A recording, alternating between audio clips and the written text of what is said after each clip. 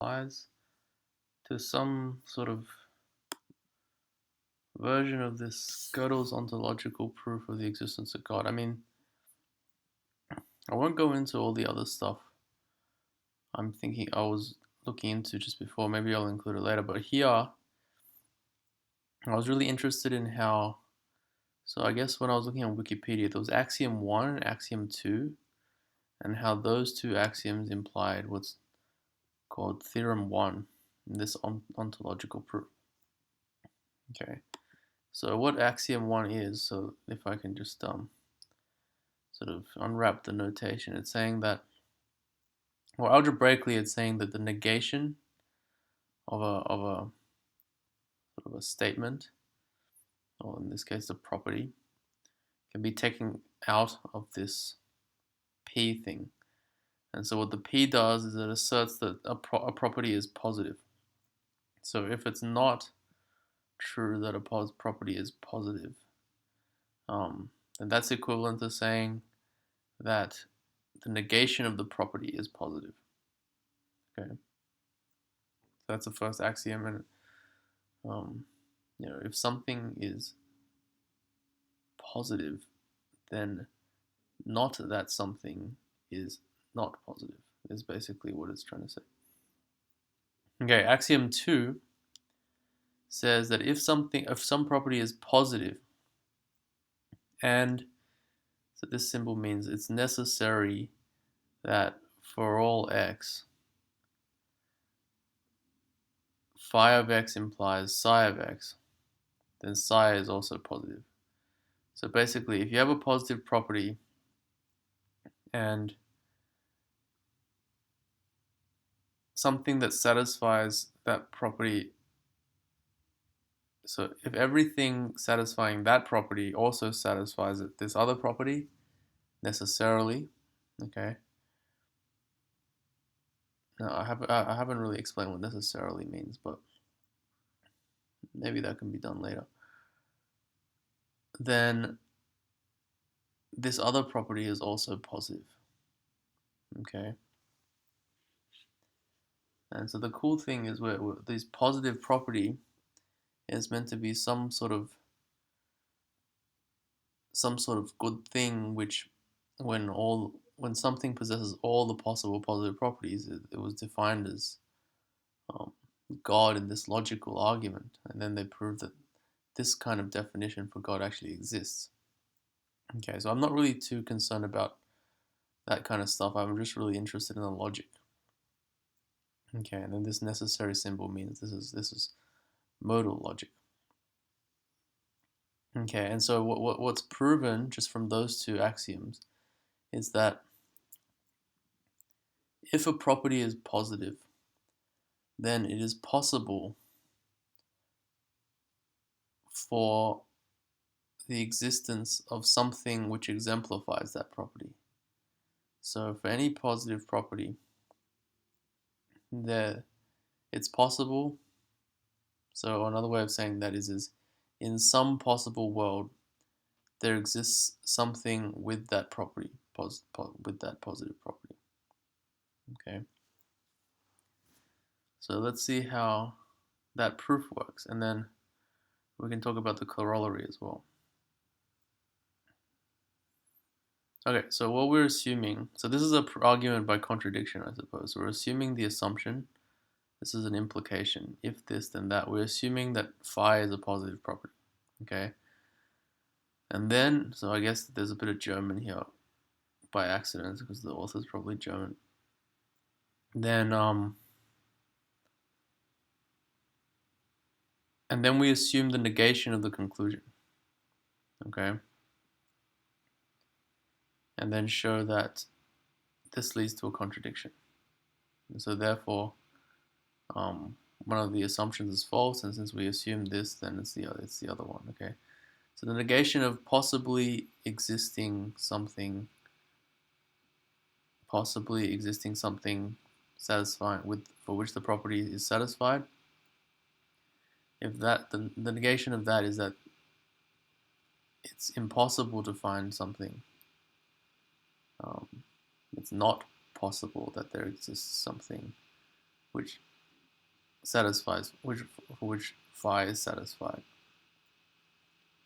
So another way of saying that is it's necessarily true that all the things that you could find will not satisfy the property. Okay, so that's just the negation of that.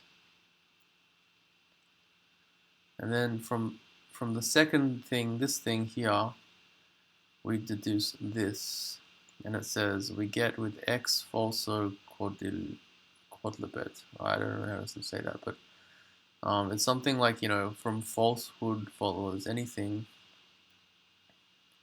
Basically, what we're saying is, in an implication, like A implies B, if A is false, then the implication will be true no matter what B is. Okay? So since we're saying for all x, phi of x is false, that's what not phi x means,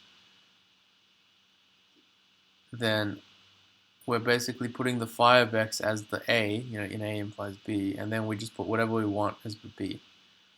Okay? And in this case, whatever we want is sort of something that's obviously false. Okay? And it's meant to be the property of comparing something with x, or the property of saying that something is not x, specifically not x, evaluated x. So you're saying x is not equal to x. Okay? And the reason something like this was done, I suppose, is to make it look like the form of the second axiom. Okay, so if you look at the second axiom, if it's positive and necessarily true that all x, phi of x implies psi of x, then psi is positive. So necessarily for all x, phi of x implies psi of x. That's what we have here. So necessarily for all x, phi of x implies, so psi of x then becomes comparing x and saying that it's not x, not equal to x. Okay. So this is true because we put something false here, so anything can be put here. And this gives that the property. So, and because phi of x is positive, you see that's needed for this part of the axiom,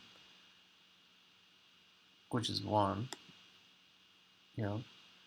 and axiom 2 allows you to conclude that whatever this property is here is a positive property. So it's saying that the property which compares, which says something is not equal to x is a positive property. Okay. I don't really know what the notation here means.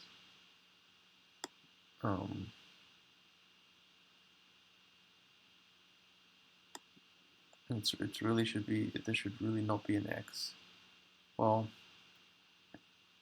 it shouldn't be an x here. It doesn't quite make sense to me what this is saying. But I think it's trying to say that the property, whatever goes here, so the property would be saying something is not equal to x. Okay. So that property is positive. Okay. So can you see that the negation of that property is it will be the property that something is equal to x. Okay.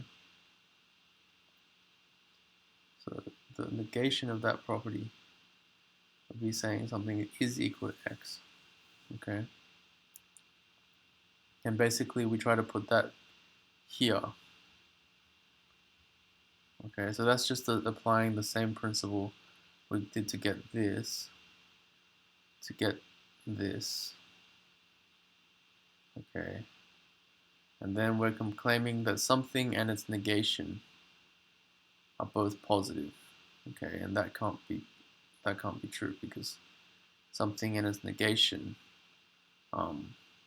by axiom 1, are negations of each other, Okay, so the if the negation is positive, then that's saying the original thing is not positive. So it can't both be positive and its negation be positive. So that's a contradiction. Okay. So actually, it looks like you can just put any false property here. So this, I guess, this is some sort of comparison with X property.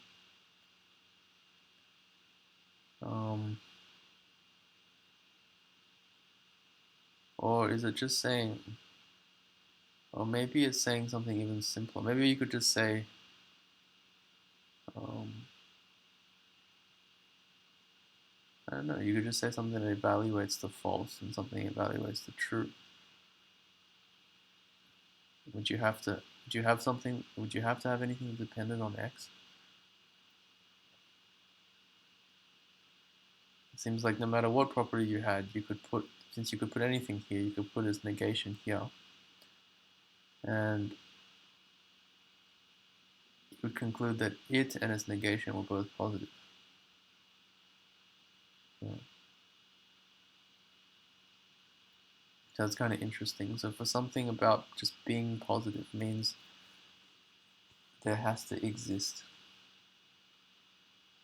something which exemplifies it. Okay, so this is almost like a reaction to this proof than necessarily completely understanding it, but I do feel much better about this than understanding this than simply looking at the theorem listed. Okay, and it's kind of okay, and then there's a corollary that says it is possible now that there exists something which exemplifies this godlike property. This godlike property was defined to be equivalent to the property such that for all properties, the positivity of that property implies X satisfying that property. So it basically means X satisfies all positive properties. Yeah, here it is. X is godlike if and only if X incorporates all positive properties. And now it's saying that it's possible for such an X to exemplify this godlike property. Modus ponens. So axiom 3 is that being godlike is a positive property. Okay. So if being godlike is a positive property, then theorem 1 directly says, so I guess modus ponens means when the assumption is satisfied, then the conclusion is true. So when the assumption is satisfied and the implication is true, then the conclusion is true. Okay. So the conclusion to this theorem, if you replace phi by capital G, is it's possibly true that there exists an X such that X satisfies phi. Okay, so if you replace it by G, then if it's possibly true that exists an X such that X satisfies G. So that's exactly this.